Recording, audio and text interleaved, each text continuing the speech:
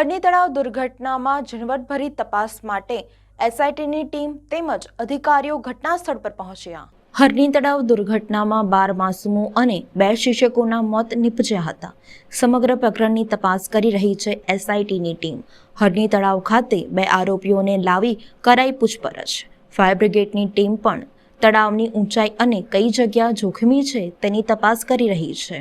DCP Panna Momaya, crime branch ACP Harpalsinh Rathod સહિતના police અધિકારીઓ ઘટના સ્થળ પર પહોંચ્યા હતા। કોર્પોરેશનના ફ્યુચરિસ્ટિક પ્લાનિંગ સેલના કાર્યપાલક ઇજનેર અને સ્ટાફ પણ ઘટના સ્થળ પર પહોંચ્યો હતો। શહેર પોલીસની એસઆઈટીની ટીમ ઝીણવટભરી તપાસ કરી રહી છે।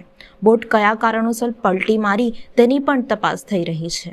સ્થળ પર લાઈવ જેકેટની ગણતરી કરવામાં આવી। મ્યુનિસિપલ કમિશનર દિલીપ રાણા અને જિલ્લા કલેક્ટર અતુલ ગોર પણ તળાવ ખાતે પહોંચ્યા હતા।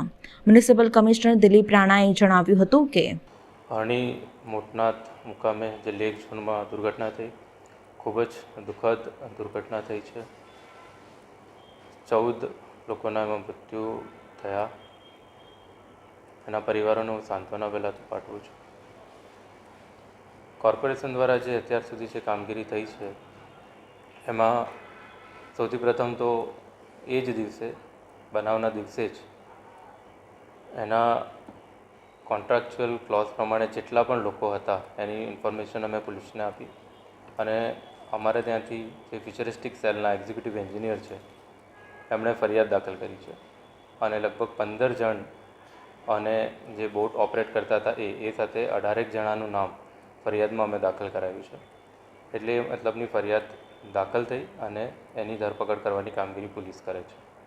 જોડે જોડે કોન્ટ્રાક્ટની ટર્મ્સની જે કન્ડિશન છે એનું જે વાયોલેશન થતા એનો જે કોન્ટ્રાક્ટ છે સદંતર ટર્મિનેટ કરવામાં આવ્યો છે અને જે પણ એની પ્રોપર્ટીઝ અને એ બધું છે અત્યારે પૂરતું અમે સીલ કર્યું છે। એટલે આ કામગીરી અત્યારે કોર્પોરેશન દ્વારા કરી છે। સાથોસાથ રાજ્ય સરકાર દ્વારા આમાં મજિસ્ટ્રિયલ ઇન્ક્વાયરી આપી છે। એટલે કલેક્ટર સાહેબ અને જિલ્લા મજિસ્ટ્રેટ દ્વારા જે પણ માહિતી એ લોકો માંગે છે અમે એમને ફર્નિશ કરીએ છીએ તાકી એ કન્ક્લુઝન પર પહોંચી શકે કે કઈ રીતે એડમિનિસ્ટ્રેટિવ લેપ્સ હતી કે પછી કોન્ટ્રાક્ટરની પ્રત્યે બહુ વધારે બેદરકારી હતી, અધિકારીની બેદરકારી હતી, ક્રિમિનલ ઓફેન્સ હતો કે કેમ, એ બધી ઇન્ક્વાયરી મજિસ્ટ્રિયલ ઇન્ક્વાયરી કરવા માટે કલેક્ટર સાહેબને અમે ડે ટુ ડે એમની જે પણ માહિતી અમને જોઈએ અથવા દસ્તાવેજી પુરાવા જોઈએ એ કોર્પોરેશન સબમિટ કરી રહ્યું છે। અને જોડે જોડે આવું જે સુરસાગરમાં જે બોટિંગ અને ચાલતું હતું એ પણ બંધ કરવામાં આવ્યું છે। જોય ટ્રેન્સ અને એ પણ છે, એ પણ સિક્યુરિટીના કારણે અત્યારે હાલ પૂરતું અમે એમને બંધ કર્યું છે।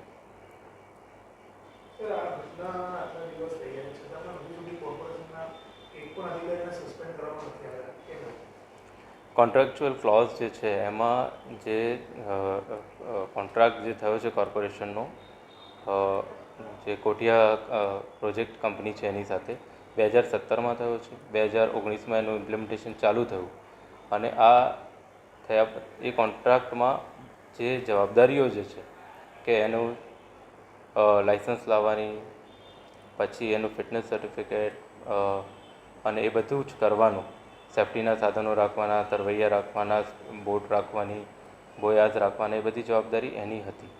જોડે જોડે કોર્પોરેશન દ્વારા સમયાંતરે એનું સુપરવિઝન પણ થયું છે। 2019માં પણ સુપરવિઝન થયું છે જેમાં જ્યારે આ વસ્તુ ચાલુ થઈ ત્યારે ફેબ્રુઆરી 2019માં એમનું ઇન્સ્પેક્શન થયું, બધું ચકાસણી કરવામાં આવી અને માર્ચમાં એની પૂર્તતા થઈ અને એ પછી એ ચાલુ થયું। સાથોસાથ હમણાં 2022 નવેમ્બરમાં પણ એનું એક ઇન્સ્પેક્શન થયું છે। એની પૂર્તતા માટેની પણ નોટિસ, ઓડિટ નોટ આપી છે અને એની પૂર્તતા એમણે કરેલી છે। એટલે કોર્પોરેશન દ્વારા જે સુપરવિઝન હતું એ કરવામાં આવ્યું હતું 2-3 વાર। ફાયરના જેટલા એનઓસી આપવાના હતા એ આપ્યા છે।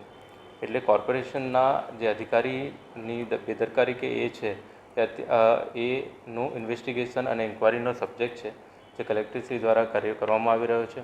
અમે પણ અમારા ડીવાયએમસીને કીધું છે કે પણ એ પણ ઇન્ક્વાયરી કરે એમાં। એવી વાત નથી, કારણ કે ફ્યુચરિસ્ટિક સેલ હેડ એ કરે છે અને આખું પ્રોસેસ એમની બ્રાન્ચમાંથી થાય છે। એટલે એ આખી જે ડોક્યુમેન્ટ છે એના કસ્ટડી એમની જોડે હોય છે।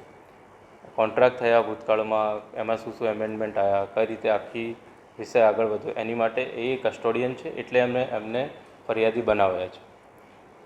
એટલે એમણે એ ફરિયાદી નું ઓથોરાઇઝેશન કર્યું ને એટલા માટે જ એમણે એફઆઈઆર નોંધાવી છે. હા, હું આપને કહું, 2015માં એક્સપ્રેશન ઓફ ઇન્ટરેસ્ટ કોર્પોરેશને બહાર પાડ્યું. 2016માં 2 કંપની આવી, એમાંથી કોઠિયા પણ હતા. બંને ટેકનિકલી ડિસ્ક્વોલિફાય થયા. આફ્ટર દેટ ફરીથી એક્સપ્રેશન ઓફ ઇન્ટરેસ્ટ આવ્યું અને એમાં પણ 2 કંપની આવી. દરમિયાનમાં કોઠિયા કંપનીને જે પહેલીવાર જે એના ડિસ્ક્વોલિફિકેશન કરવામાં એલિજિબિલિટી ક્રાઇટેરિયામાં ઉણપ હતી અને એના કારણે ડિસ્ક્વોલિફાય થયા હતા, એ બીજા એક્સપ્રેશન ઓફ ઇન્ટરેસ્ટ પછી એમણે પોતાના જે પાર્ટનરશિપમાં ફેરફાર કર્યા અને જે નવા પાર્ટનરો લીધા અને એના કારણે જે કન્સ્ટ્રક્શન કરવાની અને જે કન્સ્ટ્રક્શન અને લેક ઝોન ડેવલપ કરવાની એક્ટિવિટીઝ છે એની માટે લાયકાત ધરાવતા થયા. એટલે એ વાત આપની સાચી છે કે પહેલાં એ ફૂડ બનાવતી કંપની હતી, પણ આફ્ટર એમણે જે પાર્ટનરશિપમાં ફેરફાર કર્યા અને નવા પાર્ટનરો જોડાયા, એમાંથી ઘણા પાર્ટનરોને લેક ડેવલપમેન્ટનો અનુભવ હતો. એમણે સર્ટિફિકેટ રજૂ કર્યા છે અને એના આધારે એમને જે તે વખતે ટેન્ડર મળ્યું છે. મેં આપને કીધું એ પ્રમાણે કલેક્ટરશ્રી અત્યારે જ્યુડિશિયલ ઇન્ક્વાયરી કલેક્ટરશ્રી અત્યારે મજિસ્ટ્રિયલ ઇન્ક્વાયરી કરી રહ્યા છે. એમને મેં બધા ડોક્યુમેન્ટ સબમિટ કર્યા છે. મેં અમારા ડીવાયએમસીને પણ કીધું છે એ પણ ઇન્ક્વાયરી કરે અને જે ઇન્ક્વાયરીના અંતે જે પણ હશે અમે પગલાં ભરશું અને સ્ટ્રિક્ટમાં સ્ટ્રિક્ટ જ પગલાં ભરવાના છીએ એમાં.